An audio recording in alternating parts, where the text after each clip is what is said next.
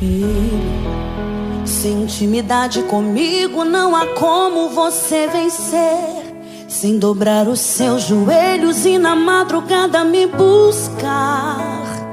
Sem examinar as escrituras, não há como descobrir os segredos que tenho pra você. Mas sondei seu coração e vi desejo de adorar. Foi pensando então que decidi me revelar e lhe mostrar alguns segredos para uma vida de vitória e de conquista. Escuta o que eu vou lhe dizer, filho. Enquanto eu for sua prioridade, pode vir o que vier. Pode também contar comigo, seja lá para o que for.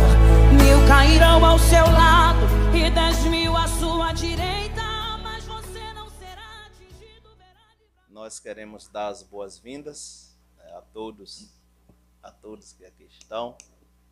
Tem alguns aqui de máscara que eu não conheço por nome, mas conheço Paulo ali.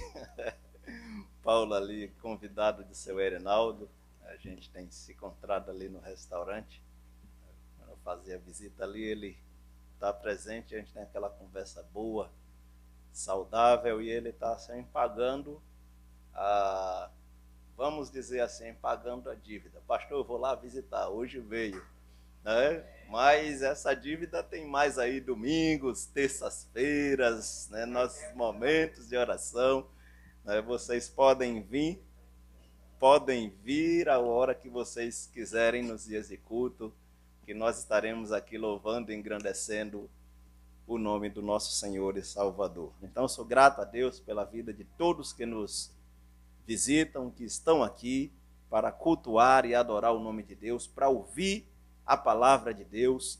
E também sou grato à sua vida que nos assiste através desse vídeo, que a palavra de Deus também alcance teu coração, encontre terreno fértil e que dê fruto para a honra e glória do nome de Jesus Cristo. Eu quero nesse momento passar a palavra ao pastor Luciano, ele que é membro ali da Igreja Batista da Califórnia, que também é pastoreado pelo pastor Clodoaldo Cidade, nosso amigo também de ministério. Então o pastor Luciano vai estar trazendo a mensagem de Deus. Ele vem aqui pela primeira vez, mas é um conhecido nosso, um homem que tem zelado pelos princípios divinos. Então ele está assim com a palavra. Que Deus abençoe e use poderosamente. Que a paz de Deus, que excede todo entendimento, guarde os nossos corações e sentimentos em Cristo Jesus. Amém, irmãos? Amém. É sempre um prazer encontrar uma nova família de Deus. Nós tivemos a felicidade de compartilhar praticamente um ano de seminário com a turma do pastor Edson. Ele entrou um ano antes de mim, e o segundo e o primeiro ano, o terceiro e o segundo, faziam as mesmas disciplinas. Então nós estudávamos juntos. Também tive o prazer de compartilhar um período no seminário com o pastor Edivaldo, que trabalha ali na congregação do entroncamento de Itapé, da primeira igreja. Tive a oportunidade de, a convite dele, pregar lá e rever a irmã Maria José, que sempre, eu me lembro, a irmã não tem tanta idade assim, mas eu me lembro no início da minha caminhada na Monte Ararat, muitas vezes a irmã Maria José ia cantar e meu sogro é encantado com a forma que ela toca, né? Meu sogro sempre brinca com a gente, quando a irmã Maria José toca, os anjos se alegram. Ela sempre exagera, mas é uma bênção ouvi-la e é uma maravilha estar aqui com os irmãos. Hoje, como igreja, eu sei da luta que o pastor teve, de vocês também, para estarem se organizando como igreja. É sempre uma felicidade, irmãos. A gente vê uma igreja nascer, porque a igreja bíblica, uma igreja séria, ela nasce da vontade de Deus. E quando ela nasce, querido, nenhum obstáculo no mundo pode pará-la. E é nessa convicção que vivemos. O tema da nossa meditação nesse dia, nessa noite, melhor dizendo, é o tema que os irmãos têm meditado durante esse período, priorizando o reino de Deus. Nós vamos ler Mateus capítulo 6. Nós vamos ler três versículos, 28, 30, 31 e 33. Mateus capítulo 6, versículos 30, 31, 32 e 33. Jesus está fazendo o seu famoso Sermão do Monte, ou da montanha, e está trazendo aos seus discípulos a nova ética do reino, não é a lei do seu reino, o código moral do seu reino. Mateus 6, nós vamos ler a partir do verso 30. Diz assim a palavra de Deus. Ora, se Deus veste assim a erva do campo, que hoje existe e amanhã lançada no forno, quanto mais a vós, homens de pequena fé. Portanto, não vos inquieteis, dizendo que comeremos, que beberemos, ou com que nos vestiremos, porque os gentios é que procuram todas essas coisas, pois vosso Pai celeste sabe que necessitai de todas elas. Buscai, pois, em primeiro lugar, o seu reino e a sua justiça, e todas estas coisas vos serão acrescentadas. Amém?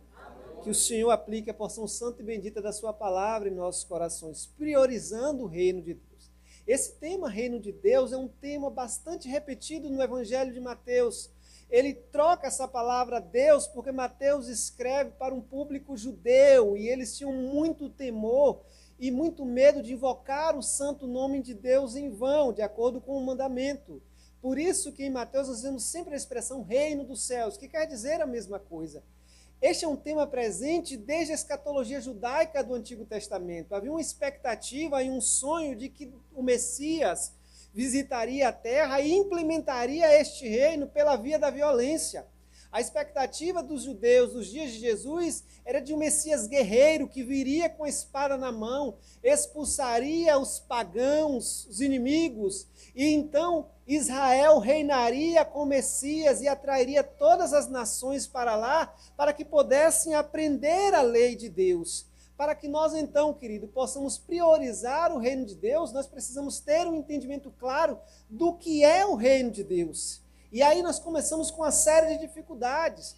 Para a Igreja Católica, o reino de Deus é a igreja, o que é um erro. A igreja é parte do reino, mas ela não é o reino de Deus. Jesus disse que o reino dele não vem com aparência exterior, não é uma localização geográfica, por isso você não pode dizer o reino está ali, o reino está acolá. Por isso que muitos preferem a palavra reinado de Deus. Jesus deixou claro que o seu reino não é deste mundo, porque se o reino dele fosse deste mundo, seus servos batalhariam por ele, porque os reinos deste mundo todos falharam. O Império Babilônico caiu, virou cinza. O Império Grego caiu. O Império de Alexandre o Grande desmoronou. O Império Romano, poderoso Império Romano, foi reduzido a nada. Todos os reinos terrenos caíram, foram passageiros, mas o reino de Deus é eterno. Para que nós possamos então priorizar o reino de Deus, nós precisamos então ter muito claro o que significa participar deste reino. Paulo escrevendo aos Romanos, em Romanos 14, 17, ele falando daquela dificuldade que os cristãos tinham em relação à comida e à bebida, porque alguns acreditavam que deveria só comer vegetais, outros comiam carne. Ele diz, o reino dos céus, o reino de Deus não é comida nem bebida, mas sim justiça, paz e alegria no Espírito Santo. Se você já experimenta isso, você já está fazendo parte do reino de Deus, que é o domínio de Deus sobre o seu povo, sobre a sua criação. Mas, queridos, esse reino não é banal. Para fazer parte deste reino, há uma série de exigências que o nosso Deus coloca na palavra. Por exemplo, Jesus disse em João 3, versículo 3, aquele que não nascer de novo não pode entrar no reino dos céus.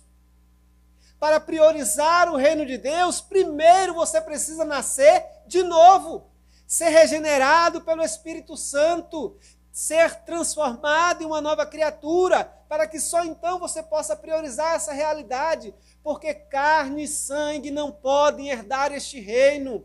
É preciso ser transformado pelo sangue de Jesus, é preciso ser resgatado da escravidão do pecado. Por isso que para priorizar este reino precisamos ter muito clara esta concepção.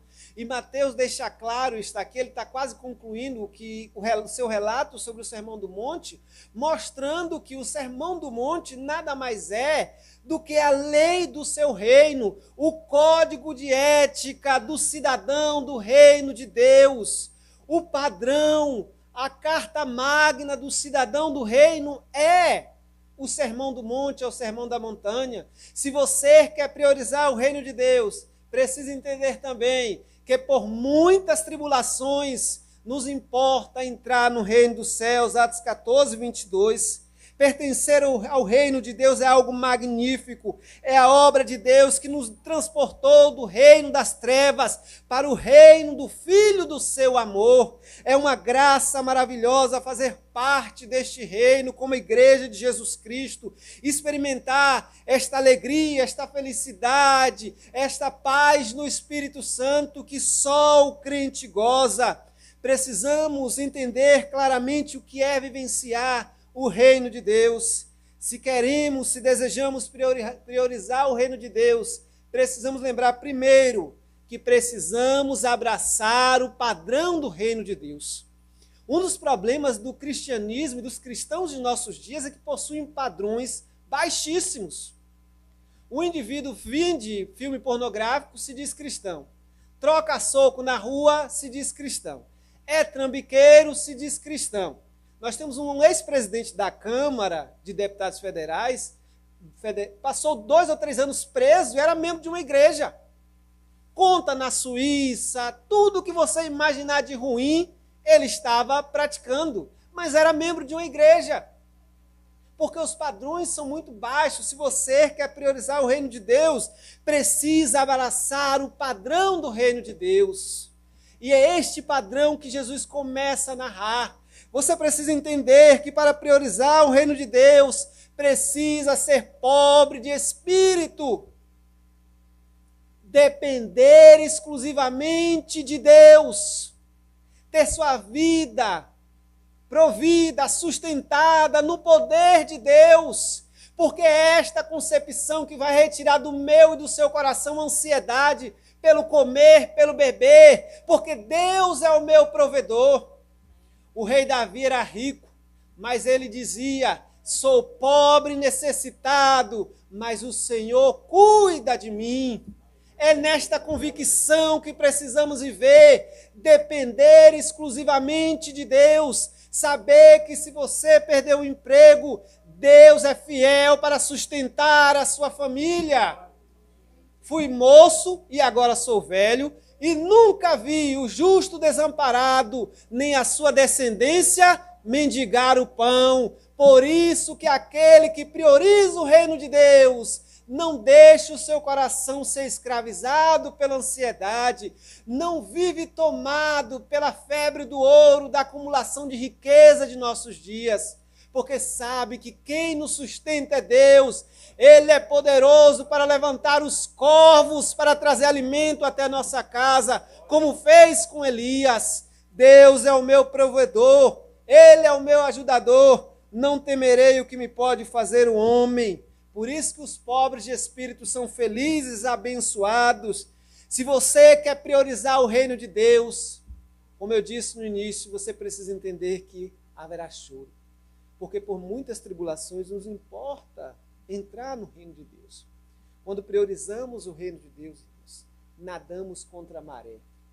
Enfrentamos a oposição de um sistema maligno, diabólico, que luta, que entra em choque contra os valores de Deus, contra os valores do seu reino, que é o reino das trevas, que muitas vezes vai tentar oprimir a sua casa, a sua vida, vai te injuriar, vai te caluniar, vai falar todo mal contra você. Jesus disse: exultai-vos e alegrai-vos, porque é grande o vosso galardão, porque assim perseguiram os profetas que foram antes de vós. Por isso ele diz: bem-aventurados os que choram, porque serão consolados. Isso é priorizar o reino de Deus, queridos. Entender que haverá choro muitas vezes, mas o choro pode durar uma noite, mas a alegria vem pela manhã, e é nessa certeza que vivemos, que enfrentamos as lutas. Se você priorizar o reino de Deus, precisa entender que você precisa ser manso e humilde de coração, como foi nosso Senhor Jesus Cristo. Há muitos crentes valentes, violentos, agressivos. Me lembro de, há alguns anos atrás, eu trabalhava aqui na Itadio, quando funcionava a Mercedes aqui, e eu trabalhava de vigia, então eu ficava com o rádio ligado, uma notícia escandalosa. no São Caetano, em frente a uma igreja, o cidadão estacionou o carro na porta do vizinho. Como é de costume, o vizinho foi reclamar porque estava na porta dele, ele não estava conseguindo entrar com o carro dele. O irmão, entre aspas, se alterou. Eu sei que resumo da ópera. Ele deu um soco no vizinho, que o vizinho caiu, bateu a cabeça, sangrou uma barbaridade. Foi o membro da igreja, foi o rapaz vítima, todo mundo parou na delegacia e a notícia correu no rádio, um escândalo. Porque o indivíduo não priorizou o reino de Deus. Porque ser manso, querido, é você entender que sua natureza violenta, agressiva, foi domesticada por Deus. É nessa certeza que vivemos. Se você quer priorizar o reino de Deus, você vai alongar o seu pavio. Tem muita gente que diz, se eu tenho um pavio curto, se você prioriza o reino de Deus, Jesus alonga o seu pavio. Te dá paciência, porque você precisa ser domesticado por Deus. Isso é priorizar o reino de Deus. Quando priorizamos o reino de Deus, temos fome e sede de justiça, irmãos. Jamais compactuaremos com a injustiça. Tanto que Paulo diz que o verdadeiro amor não folga com a injustiça. Nós temos sede de justiça.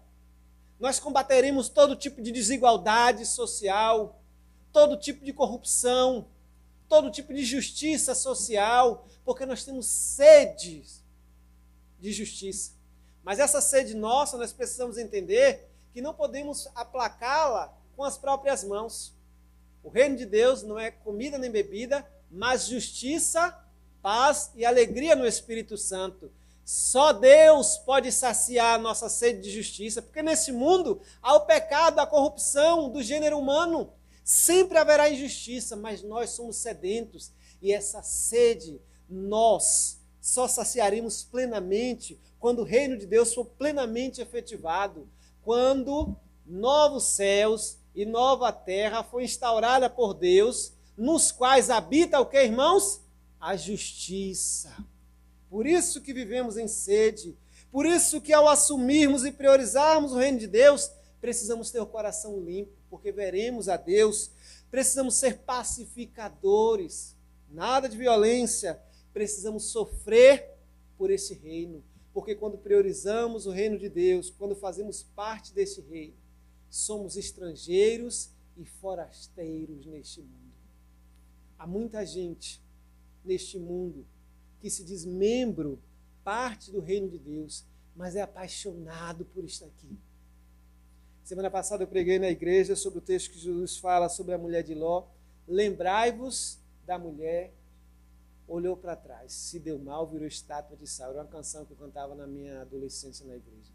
Há muitos assim, com uma paixão e um olhar encantado por este mundo podre, porque ele não faz parte do reino de Deus. O seu coração está aqui. O tesouro dele está aqui. Como essa pessoa vai priorizar o reino? Nunca.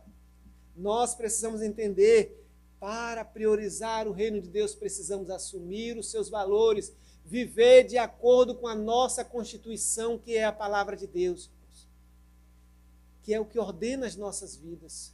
Nossa vida não é ordenada pelas leis humanas. Nossa vida não é ordenada pelo estatuto da igreja. Nosso padrão, único padrão de regra, de fé e de prática é a palavra de Deus. E nela devemos nos envolver e participar e vivenciar os valores desse reino, porque este reino é sublime. Este reino que rompeu na história com a vinda de Jesus Cristo, trouxe ao mundo valores, trouxe ao mundo uma transformação que ideologia humana nenhuma conseguiu ao longo da história. É por isso que o único evento que dividiu a história foi Jesus Cristo. Eu fico ouvindo de vez em quando alguns jornais. Outro dia eu vi um debate na CNN Brasil, as pessoas debatendo se a humanidade sairia melhor dessa pandemia. Minha resposta evidente era que não, porque o único evento capaz de transformar a natureza humana foi o sacrifício de Jesus Cristo na cruz. Quando passar essa pandemia, mesmo durante a pandemia, você já está vendo o egoísmo, a mentira, a corrupção, a trapaça, tudo existindo. E quando passar, as pessoas voltarão a fazer as mesmas coisas. Não se iluda. Nós precisamos crer que ao abraçarmos esse reino, ao sermos transportados por Jesus do reino das trevas para o reino do Filho do seu amor, fazemos parte desse reino, e este reino deve envolver em todas as nossas relações. Nós não conhecemos mais ninguém de outra forma. Deve permear toda a nossa vida os valores deste reino. É por isso que Paulo disse em Romanos, se o teu inimigo tiver fome, dá-lhe de comer. Se ele tiver sede, você é um cidadão do reino de Deus, você não tem direito a dizer não. Porque esta graça maravilhosa, este reino pleno de amor e de misericórdia que nos alcança. Bem-aventurados os misericordiosos, porque alcançarão. É por isso, talvez você diga, mas eu não quero. Mas é a ética do reino. Mas ele não merece. Mas é por graça e não por merecimento. E essa dimensão que muita gente não entende. Você vai fazer o bem a alguém que só te machuca, ele não merece nada. É por isso que você faz, porque é graça. Nós também não merecemos nada, mas Deus mesmo assim nos abençoou com toda a sorte de bênçãos espirituais. Há um livro de A.W. Pink, Deus é Soberano, onde um amigo dele dá para ele, na minha opinião, o maior conceito de graça. Ele narra o seguinte, conversando com o amigo explicou para ele graça, dizendo o seguinte, você sabe o que é graça? Ele debatendo com um amigo, ele calvinista, disse, dar comida a um ladrão, isso não é graça. Porque qualquer pessoa faz isso. Graça é você dar comida a um ladrão depois de ter sido roubado por ele. Porque a graça, ela não se manifesta quando não há mérito por parte de quem recebe. Ela se manifesta quando há demérito por parte de quem recebe. É o nosso caso. Isso é graça. Não, eu só dou para quem merece. Sim, isso não é graça. Isso é a justiça aristotélica. O mundo vive assim. A graça do Evangelho de Jesus é dar a quem não merece. Dar, porque essa é uma demanda do reino de Deus. Nós estamos vivendo dias, irmãos, em que muitos lares a fome tem assaltado, as crises, há uma explosão de divórcios no mundo.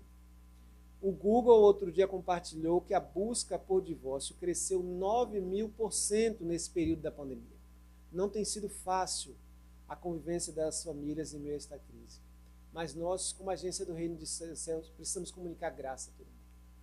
Precisamos nos mobilizar, irmãos, para ajudar aos irmãos, aos amigos, aos vizinhos, a estender a mão sempre a quem não precisa, a quem nos fere. Foi por isso que Jesus disse, se alguém te ferir uma face, dá a outra. Ele não estava falando disso literalmente. É você continuar ajudando a quem está te ferindo. É você caminhar mais uma milha. É aquele que tem 2 túnicas, dá uma. É sempre ir além. Isso é o reino de Deus e os seus valores. Se você quer priorizar o reino de Deus em segundo lugar, precisamos nos envolver com a sua expansão. Todos nós, pelo menos a maioria, já ouvimos essa expressão. A igreja é a agência do reino de Deus. Por que ela é agência? Porque ela propaga, porque ela divulga os seus valores, porque ela é o instrumento de Deus para a expansão do seu reino. Priorizar o reino de Deus na vida da igreja é envolver-se com a evangelização, é envolver-se com missões aqui na vossa Jerusalém, na vossa Judéia, em Samaria e até os confins da terra. Isso é priorizar o reino de Deus. Infelizmente, muitos de nós não têm priorizado o reino de Deus. E vemos isso na ausência dos cultos, na pouquíssima leitura da palavra por parte de muitos, na negligência da vida de oração, na falta de comunhão, na falta de evangelização, na falta de preocupação com discipular alguém, com ganhar almas. Tudo isso revela que em nossas vidas o reino não tem sido prioridade. Vocês querem ver um fenômeno?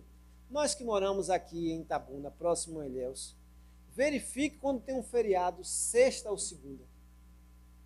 É uma debandada. E eu fico perplexo, porque a coisa de um tempo para cá tem mudado numa velocidade absurda. Eu fui batizado aos 16 anos, eu tenho 37 hoje.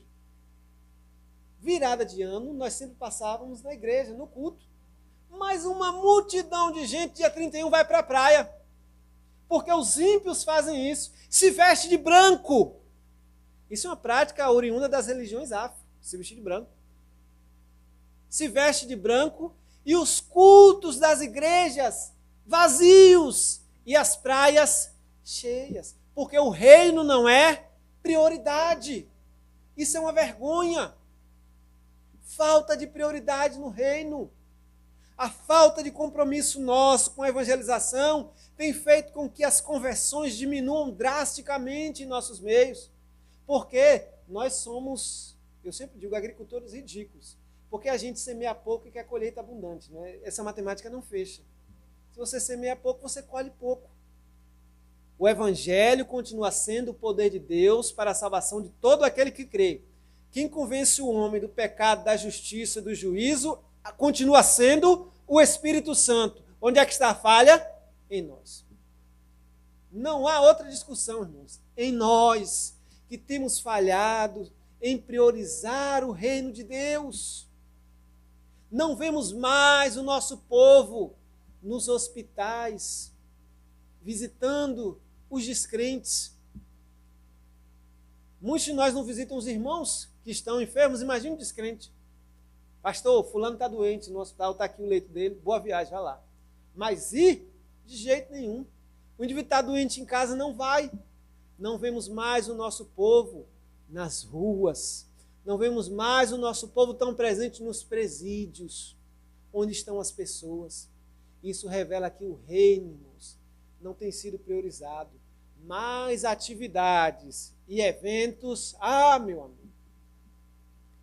Eu fui diretor de evangelismo da minha antiga igreja, não da Califórnia, minha igreja anterior. Olha que nomezão, diretor de evangelismo, né? Parece um coisão. Evangelismo e missões. Irmãos, 3 da tarde no domingo, evangelismo, nós vamos marcar um culto ao ar livre. Os irmãos que têm mais tempo sabem. Caixa do som no ombro de um, parávamos na esquina, pedíamos e aí falávamos. Cresci e aprendi o pouco que eu sei sobre pregar, assim, pregando ao ar livre, muitas vezes sem microfone, no gogó, e via gente simples, com pouquíssima escolaridade, mas pregar, irmãos, no poder de Deus e vidas se entregarem a Jesus Cristo. Irmãos, evangelismo 3 horas da tarde. Eu já sabia quem ia, era sempre os mesmos. Vamos fazer um passeio para a praia. O ônibus lotava. Falta de prioridade no reino. Uma coisa não exclui a outra, irmãos. Eu não tenho nada contra. Mas a gente precisa entender o que Jesus fazer essas coisas sem omitir as outras. Porque quando você omite, isso é pecado. Por que para um almoço, por que para um jantar, por que para um café, uma mobilização enorme do nosso meio, rapidinho se resolve as coisas. Mas quando o pastor convoca para um culto de oração, nós não vemos a mesma manifestação, não vemos o mesmo envolvimento. Está faltando prioridade no reino de Deus. E nós precisamos, somos a agência do reino de Deus, queridos. Somos nós. A Bíblia diz que até os anjos atentam para esta obra salvadora que Deus colocou nas mãos da igreja. Nós estamos revelando aos anjos a multiforme sabedoria de Deus, Efésios 3, versículo 10. É uma missão sublime que foi dada à igreja e que nós temos negligenciado por não priorizar o seu reino e a sua justiça. Nós somos a agência do reino dos céus. Precisamos revelar a este mundo quem é Jesus. Nós somos os pés e as mãos de Deus aqui na terra. Faz tempo que eu ouvi essa expressão. Nós somos. E precisamos, como seus representantes, estar ativos em um mundo carente de Jesus. Trabalhando aqui, tinha um ponto de ônibus ali em frente, próximo a Itarel. Um dia eu estou saindo 7 da noite, veio um cidadão muito sujo, com aspecto de mendigo, me pedir dinheiro. Aí eu olhei para ele, eu falei assim, eu não vou dar porque você vai beber. Aí ele disse, não, eu não vou mentir não, é para beber. Eu falei, para beber eu não dou, se você quiser para uma comida. Aí eu falei, como é seu nome? Meu nome é João Batista. Eu falei, com um nome desse? Eu falei, criatura, se você é um João Batista pedindo dinheiro para tomar cachaça. Aí eu falei bem assim, Jesus não quer isso para você não, criatura. Ele falou, irmão, você está falando isso, toda a minha família é crente. E aí, enquanto o ônibus não chegava, esse homem chorou, Porque as pessoas estão carentes, o campo já está branco para a ceifa. Nós é que estamos acomodados, nós estamos numa situação confortável, nós estamos como a igreja no seu nascedouro, que muito acomodada com o sucesso que teve em Jerusalém, foi necessária uma perseguição após a morte de Estevão para que a igreja finalmente saísse. E a Bíblia diz que os que iam dispersos pregavam a palavra de Deus. Foi assim que o evangelho chegou a Samaria, foi assim que o evangelho chegou a Antioquia, porque nós estamos acomodados. Temos 50 milhões de pessoas que se dizem evangélicos no Brasil. E você olha para os valores da sociedade brasileira, não mudou nada. Às vezes eu acho que até piorou. Porque nós não conseguimos arranhar com a nossa influência. 50 milhões era para nós abalarmos. Quando eu estou falando abalar, não estou falando de show gospel, não estou falando se o presidente é evangélico, eu não estou falando disso não. Eu estou falando de influência dos seus valores, porque onde o evangelho chegou, transformou a sociedade. A Suíça, que tem um dos maiores padrões hoje de educação, de moralidade, de bem coletivo, era uma tristeza, até que a reforma protestante chegou lá, transformou. A Alemanha até hoje tem um dos melhores sistemas de ensino público do mundo, herança da reforma protestante. Lutero criou uma das primeiras escolas para menina, porque era proibido o menino estudar. Então houve uma revolução tamanha, porque o evangelho, onde ele chega, ele transforma não só o aspecto espiritual, mas também o social. Também o social. Nós somos diversas igrejas, mas a nossa pregação ainda está carente de ser eficiente, porque temos visto poucas conversões. Estamos assim de crentes nominais, simpatizantes. Aí eu gosto.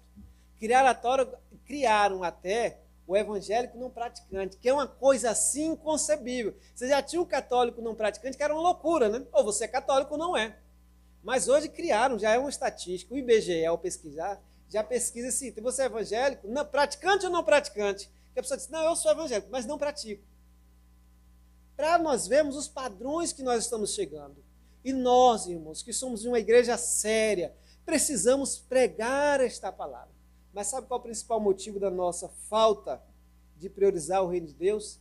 Muitos de nós têm vergonha da reação do outro quando nós falarmos, você precisa de Jesus. Temos medo da censura, da pessoa achar que nós somos fanáticos, loucos, ou que padecemos de alguma deficiência intelectual, né? Nós temos vergonha. E é isso que tem feito com que nós nos calemos. Nossos hinos, nossas músicas já não falam deste reino que deve ser prioritário em nossas vidas. É por isso que o número de vocacionados ao campo missionário cada vez mais cai. Cai. Há um antigo hino que diz assim, não se importa se algum dos amigos morrer sem ter conhecimento de Cristo, ou não venha no juízo a dizer, a mim nunca falaram de Cristo.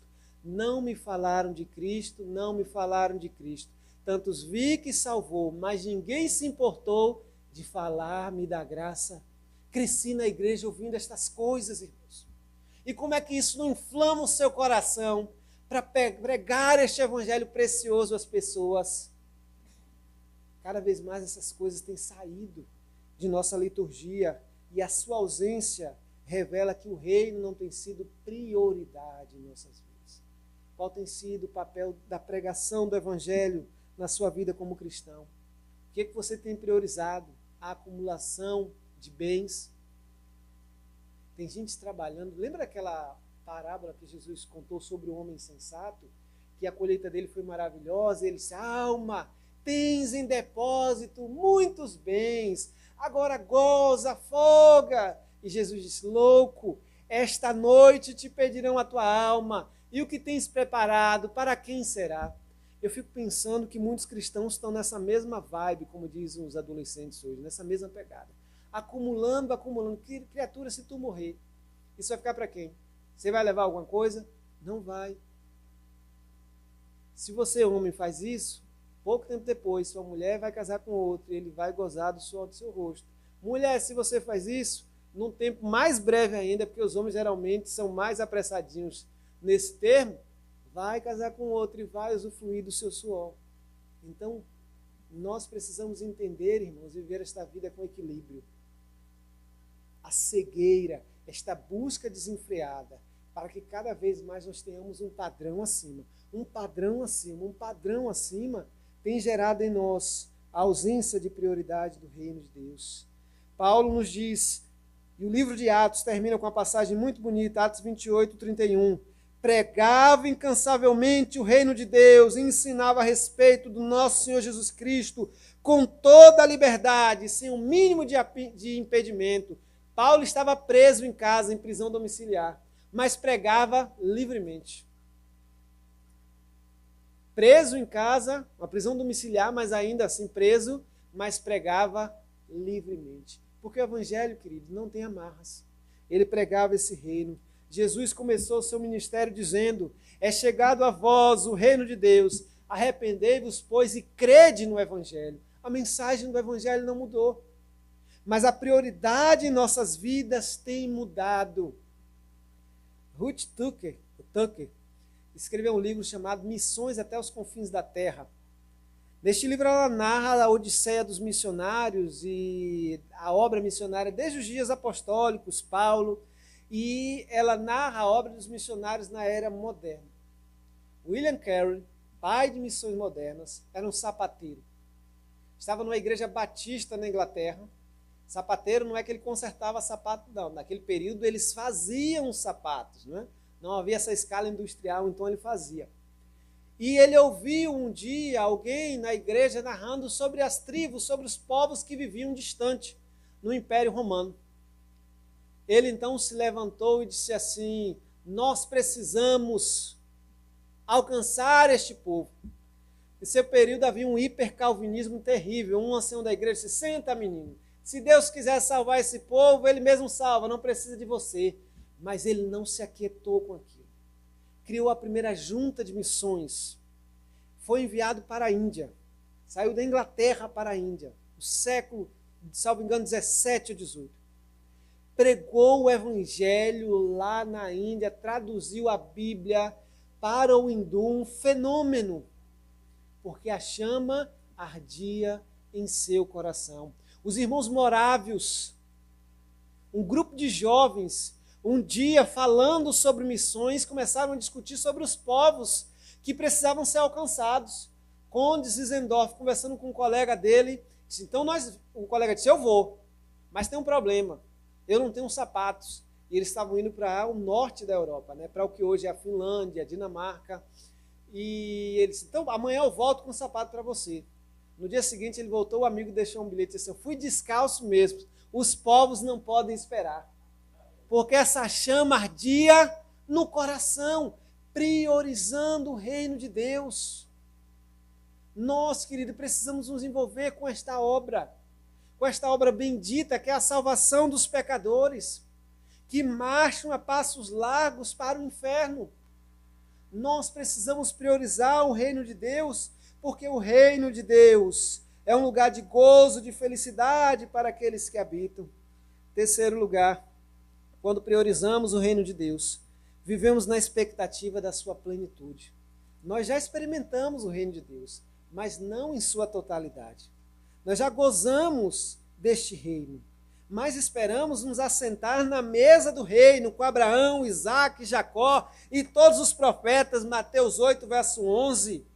Nós vivemos nessa expectativa no já, mas pensando no ainda não, naquilo que ainda não foi efetivado no reino de Deus. Por isso oramos e vivemos nesta dimensão. Venha o teu reino sobre nós. Nós precisamos crer que é esse o desejo de Deus para nossas vidas. O que Jesus disse aos apóstolos, uma das passagens mais lindas da Bíblia. E eu vos destino o reino, como meu Pai me destinou, para que comais e bebais a minha mesa no meu reino, e vos assenteis sobre os tronos, julgando as 12 tribos de Israel. Lucas 22, verso 29 e 30. Nós esperamos a efetivação desse reino, quando estaremos finalmente na presença de Jesus Cristo plenamente, em um corpo glorificado, no novo céus e na nova terra, na nova Jerusalém. Por isso vivemos nessa expectativa do casamento do Cordeiro com a sua noiva. Nós somos chamados a essa união. Em Apocalipse 19, versos 7 e 9, a Bíblia nos diz: alegremo-nos, exultemos e demos-lhes glória, porque são chegadas as bodas do Cordeiro, cuja esposa a si mesmo já se ataviou, pois lhe foi dado vestir de linho finíssimo, resplandecente e puro, porque o linho finíssimo são os atos de justiça dos santos. Nós nos alegramos porque participaremos dessa mesa bendita. Neste reino não há espaço para dor, tristeza, lágrima, morte, fome. Todas as mazelas deste mundo serão deixadas para trás. Por isso que vivemos nessa expectativa. John Stott, a quem Billy Graham chamou de o maior biblicista do século XX, no seu livro A Cruz de Cristo, nos fala que vivemos nesta tensão do já e do ainda não. O reino já foi inaugurado e está avançando, mas ainda não foi consumado. A nova era, o mundo vindouro já chegou, de modo que temos provado os poderes do mundo vindouro, mas a era antiga ainda não passou completamente. Já somos filhos de Deus e não mais escravos, mas ainda não entramos na liberdade da glória dos filhos de Deus. É por isso que Paulo diz, é aquela dimensão do que Paulo fala em Filipenses 1, a sua tensão entre ficar e partir. Eles, para mim seria muito melhor partir e estar com Cristo. Mas se o meu viver na carne der fruto, não sei mais o que escolher. Porque para mim o viver é Cristo e o morrer é lucro. É nessa dimensão, nessa tensão que precisamos viver sempre. Nessa expectativa aqui, da consumação do reino de Deus. Neste dia glorioso, esta presente era, este presente mundo passará. Então viveremos plenamente neste reino, cujo rei é Jesus Cristo, o único reino eterno. Eu comecei dizendo que os reinos da terra todos passaram, fracassaram, mas o reino de Jesus será eterno, e nós estaremos eternamente com Jesus Cristo. É nessa expectativa que vivemos, e é nesta certeza, por exemplo, que precisamos nos consolar da ausência dos que partiram, porque já desfrutam deste reino de Deus. Lembra do que Jesus disse para o ladrão? O ladrão na cruz faz uma das orações mais simples e mais lindas da Bíblia. Porque aquele homem, que provavelmente não só era ladrão, é muito provável que ele tenha cometido latrocínio, matado para roubar, e a pena capital era a morte. E ele sofrendo as angústias da crucificação, que a crucificação era terrível. Era uma coisa horrorosa. Ele olha para Jesus. Um zomba de Jesus. Tu és filho de Deus, desce daí, salva tanto a ti como a nós. Outro homem, não temes a Deus? Nós, pelos nossos próprios delitos, estamos aqui. Mas esse nenhum mal fez. E ele vira-se para Jesus e diz: Senhor, lembra-te de mim quando entrares no teu... Jesus responde: hoje mesmo estarás comigo no... É nessa convicção que vivemos, por isso não tememos a morte. Porque, como disse Jesus, contando a parábola do rico e Lázaro, Lázaro ao morrer foi levado pelos anjos para o seio de Abraão. É nessa certeza que vivemos, dia após dia, nessa certeza que enfrentamos as lutas, os dissabores deste mundo. São muitos, porque as aflições do tempo presente não hão de se comparar com a glória que em nós há de ser revelada. Por isso vivemos nessa dimensão de felicidade espiritual, sabendo que o que vivemos aqui é momentâneo. A vida do homem é de 70, 80 anos, mas nós passaremos uma eternidade ao lado de Cristo. Nossa mente não sabe o que é isso, né? Porque nós somos seres finitos, nós contamos a nossa existência. A gente não consegue pensar no que é a eternidade. Mas a Bíblia nos dá a pista. E se priorizamos o reino de Deus, precisamos viver nesta dimensão. De fechar os olhos aqui e estar com Cristo, ou o Senhor retornar glorioso, implementando, consumando de uma vez para sempre o seu reino. É nesta dimensão que precisamos viver. Como é que tem andado sua vida? Quais são os valores que você tem vivenciado em sua casa, em sua família, no seu lar? Quais são os valores que você tem cultivado? São os valores do reino de Deus? Você tem se envolvido com a expansão desse reino ou você acha que isso é tarefa para os outros? Você vive nesta realidade, pensando no momento em que este reino será plenamente consumado? Vivenciando com expectativa, falando como a igreja antiga sempre falava, como a igreja primitiva, Maranata ou Maranatá, ora vem, Senhor Jesus. É nessa expectativa que você vive ou você vive apaixonado por este mundo, encantado com os prazeres, com as migalhas que este mundo oferece? Ao priorizarmos o reino de Deus, irmãos, precisamos entender que o comer, que o beber, não é fundamental. Ele nos sustenta. Nós entendemos, queridos, que a nossa vida e o sofrimento neste mundo é passageiro. Nós entendemos que Deus é o Rei em nossas vidas. E Ele não deixa nenhum membro do seu reino padecer necessidade. Nós experimentamos de uma felicidade, de um gozo que somente o crente experimenta. E esperamos, vivemos sempre nessa expectativa de estar onde Jesus está. Certa feita alguém perguntou para Billy Graham o que era o céu. Eu dou aula de reforço para meninos de 10, 8 anos. Nessa pandemia foram muitos que ficaram sem aula. Outro dia um menino me perguntou assim: tio, o que é o céu? É aqui em cima? E eu disse para ele a resposta, claro que adaptada à linguagem dele, a resposta de Billy Graham. Perguntaram a Billy Graham o que era o céu. Ele disse: eu não sei se o céu é a abóbora celeste, esse sistema que está acima de nós. Eu não sei se o céu é uma outra galáxia, eu não sei se o céu é uma outra dimensão, mas eu sei que o céu é onde Jesus está. E onde Jesus estiver, eu quero estar também. Nós precisamos viver nessa certeza. Lembra aquele antigo hino de Cassiane? Onde Jesus mora não há tristeza, onde Jesus mora não há dor, onde Jesus mora só existe alegria. A gente canta todo dia. É nessa expectativa que precisamos viver, porque nesse reino não há nenhuma coisa ruim, nada de mal. Ali o lobo come palha com o cordeiro. Ali a criança que mama coloca a mão na toca da serpente e nenhum mal acontece. O profeta Isaías viu isso e se alegrou e ficou eufórico, porque é este gozo, irmãos, que nada no mundo rouba do crente. Quando priorizamos o reino de Deus, Deus faz com que experimentemos justiça, paz e alegria no Espírito Santo. Que Ele nos abençoe nessa noite. Amém? Vamos ficar de pé e vamos orar, irmãos? Pedindo ao Senhor que nos ajude a priorizarmos o seu reino. Pai de amor, Pai de bondade, a Tua palavra foi lida, Senhor, e ela, Senhor, é poderosa para transformar as nossas vidas, Pai. Tenha misericórdia de nós, porque muitas vezes temos negligenciado o seu reino, os seus valores, não temos priorizado a sua causa, Senhor, nós não temos priorizado o seu reino, temos vivido como cidadãos deste mundo, com ansiedade, com a preocupação, Senhor, com a acumulação de bens, mas nós somos, Senhor, cidadãos do reino dos céus, estrangeiros e forasteiros neste mundo, Senhor. Nos ajude a priorizarmos o seu reino, Pai, assumindo e abraçando os valores do seu reino. Nos ajude, Senhor, a pregar este reino a este mundo, a trabalhar, Senhor, a ser instrumento Teu na expansão deste reino aqui na terra, Senhor.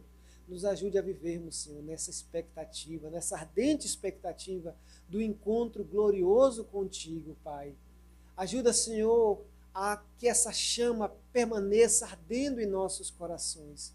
Nos dê, Senhor, a justiça, a paz, a alegria no Espírito Santo, nos momentos de tristeza, nos momentos de luta, nos momentos, Senhor, de solidão, nos momentos em que nos sentimos abatidos, Pai, que essa alegria no Espírito Santo possa nos sustentar ao sabermos e termos certeza que a nossa vida não termina aqui, que a nossa pátria que está no céu, Senhor, nos aguarda, cujo arquiteto, engenheiro é o Senhor, Pai. Abençoa, Senhor, esta agência do Reino do Céu. Abençoa o Senhor, teu filho, que o Senhor constituiu pastor desta igreja, Senhor. Ilumina sua mente, Senhor, dê a ele sabedoria para conduzir este povo em fidelidade, Senhor, em graça, em amor ao teu reino, Pai. Abençoa cada membro desta congregação, Senhor. Levanta, Senhor, nesta congregação, nesta igreja, homens e mulheres, para trabalhar por esta obra, Senhor, para expandir o seu reino aqui nesta localidade, Pai. Abençoa todos os projetos da tua igreja. Nos dê, Senhor, uma noite na tua presença, Pai. Nós te suplicamos todas essas dádivas no doce nome de Jesus Cristo, pois teu é o reino, o poder e a glória para todos sempre. Amém.